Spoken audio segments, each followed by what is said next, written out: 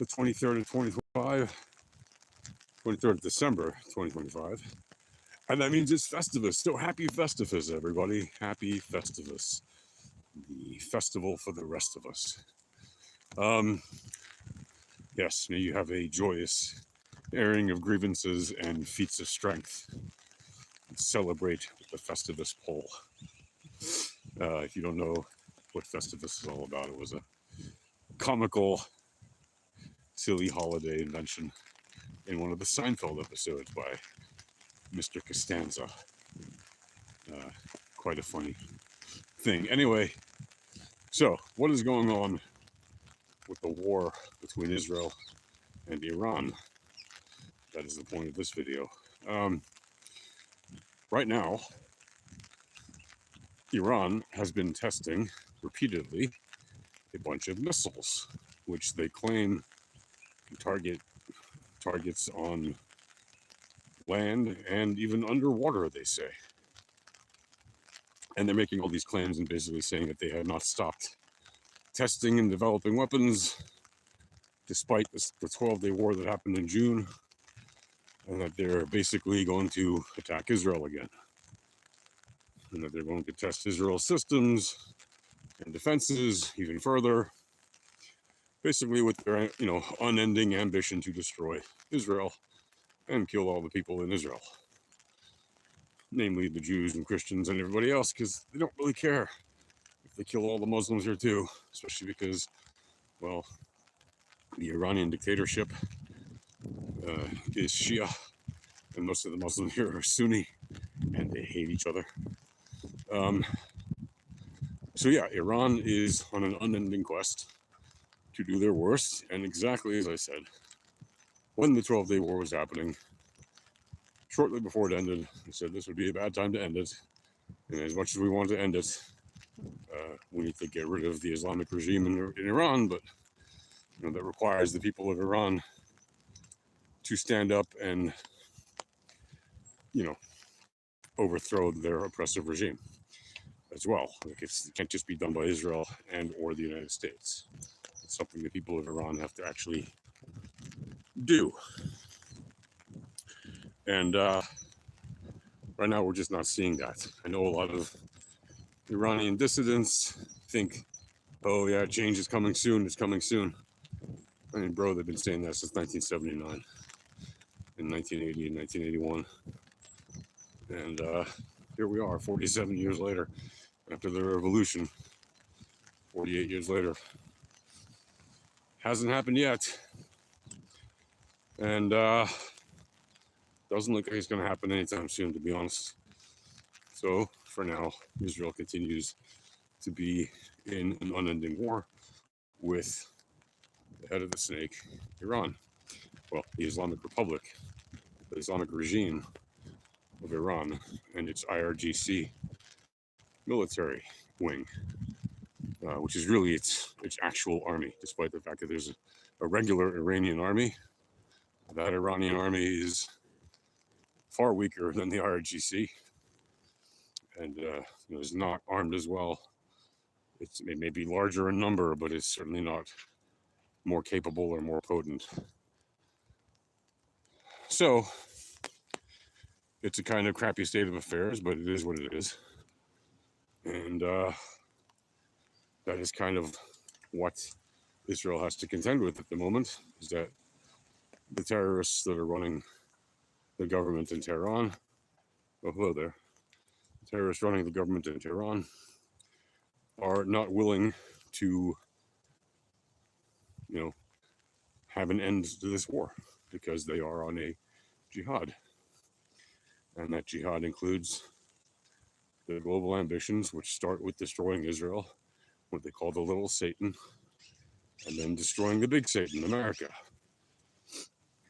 So, as an American Israeli, I can say to the government of Iran, bite me.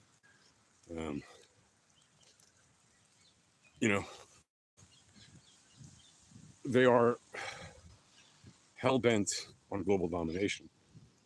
And people like to make light of that, especially those who support them and who are vociferously anti-Israel, and really, let's just face it, they're anti-Jewish, because that's basically the same thing. If you're anti-Israel, you're really anti-Jewish. Like, a lot of you criticizing it. Criticize Israel if you want. Plenty of Israelis criticize Israel all day long. I criticize Israel quite a lot for a lot of mistakes it's made. This is not a perfect country.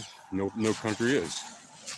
But when you are anti the entire country, like you believe it should not exist, it should be destroyed, the people in it should die, or they should all be displaced, or they should be forced to live under the rule of Muslims once again, yeah, you're anti-Jewish. Hello there. I see you. So it is troubling in one sense that we have this terrible government oppressing the people of Iran, and at the same time sponsoring all these different terror groups around the Middle East and around the world. They sponsor the Hamas, they sponsor the Hezbollah, they sponsor the Houthis, they sponsor various Islamic State type groups, and on and on and on. They are nefarious ne'er-do-wells who are basically looking to destabilize the region and the world in their quest to literally dominate the world and force everyone to be a Shia Muslim, or die, or be a dhimmi and pay a jizya tax, or be a slave, right? Including regular slavery and sex slavery. I think they view these things as noble values, right? They believe that they are supreme to everyone else on earth, right? Like, they're actually supremacists, and they say it proudly. By the way, so do the mainstay of Sunni Muslim imams, right? They believe they are the supremacist race, or the supreme race. So there's really no difference in that sense. But of course, they hate each other because they have different views on which one of them is the correct version of Islam, and who is the actual true descendant of Muhammad and all that stuff. So it is a crazy situation that Israel has to contend with this, well-armed and very capable enemy that has enough funds to keep funding terrorist operations around the world, and especially right here in our own backyard in Israel, in the surrounding countries like Lebanon and Syria, and in Gaza, and in Yemen, where these groups attack us directly to no end. But that's what we have to deal with, You don't get to pick your enemies, unfortunately, when they pick on you to begin with, and they just refuse to accept your rights to exist. So that is part of the challenge of living in the Middle East. You have to, you have to be tough, basically. You can't be a weak player in this region, or you won't survive. Look at what's happening right now in Syria between the government, of Mr. al-Shara, the terrorist in a suit, and his terrorist troops who have been attacking the Kurds in Aleppo in recent days and committing all kinds of hideous atrocities there, which we've seen in videos. And people will say, oh, well, it's because the Kurds were firing indiscriminately. It's all complete nonsense. There's no reason for the Kurds of Aleppo to attack effectively the ISIS terrorist groups in terms of like an unprompted attack. Right? Remember, the very same terrorists that are now fighting for Mr. Shara, many of them were ISIS members who were jailed not long ago and were released from prison by his forces when they took over Syria, right? And many Kurds had been guarding them in prisons when Assad was still in power, and they were forced to free them by Mr. Shara's forces when they took over. So right now in Syria, we're seeing a continuation of the violence against ethnic minorities, including Kurds, just like we saw it against Druze and Christians and Alawites as well. And there is absolutely no denying that that is happening, and that that is a grave cause of concern. Hello, everybody. Hello, hello, hello. So, what should Israel do, right? Well, we obviously want to defend our allies, the Druze, and we also want to protect the Kurds. Even though we obviously have disagreements with them, like different factions of them at times, etc. The fact is there are a lot of Kurds who are actually very supportive of Israel, and Israel has long been an ally of a number of Kurdish groups and has assisted them with various things over the decades. And yes, there are tensions between Israel and some Kurdish groups, but there are also a lot of alliances between a bunch of different Kurdish groups in Israel. Because a lot of them do have similar values to us in that they want to live westernized, free lives where they're not forced to believe in a certain denomination of God or certain variants of their religion. They want to believe in whatever they want to believe in. Some of them are Muslim, but some of them are not, right? And they want that freedom, as they should have it. So, that again shows the focus. Sorry, there are jet fighters flying around. And yes, it's a Tuesday. So it brings into focus again. I don't know if you guys can hear that; it's very loud. Brings into focus again the situation that we're dealing with in Israel, as do the jet fighters flying overhead.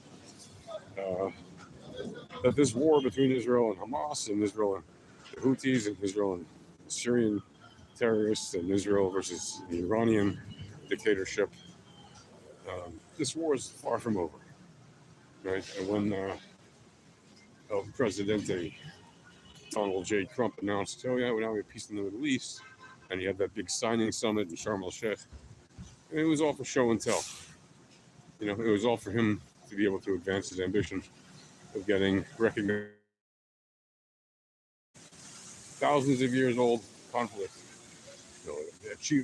achieved peace in a matter of months after Trump took office. It's ridiculous. There's obviously no peace.